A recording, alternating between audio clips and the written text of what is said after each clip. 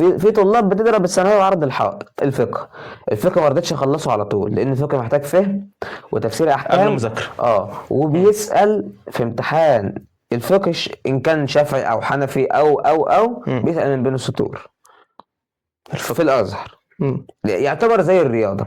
والفقه قسمين: فقه ومواريث. مم. مواريث تالتة عليها ثانوي. تالتة ثانوي. تالتة مواريث ثانوي. تقريبا عليها 8 درجات. مم. ده كان نظامي. والباقي عليه 32 درجة. مم. كل درجة بتفرق معاه مع الطالب اللي بيخاف على الدرجة. في طلاب بتضرب الثانوية وعرض الحائط. ده بيبقى هدفه انه يدخل كلية خاصة، يدخل جامعة أهلية، عنده الظروف المساعدة. انما الثلاث بس ارباع هل ده ينجح؟ ايه ينجح؟ على فكرة، مش شرط. مم. مش شرط. انت ممكن طالب في ممكن السنة وممكن. ممكن. بس انا اعتقد اللي اثر في المهم في الاهم هيأثر في المهم.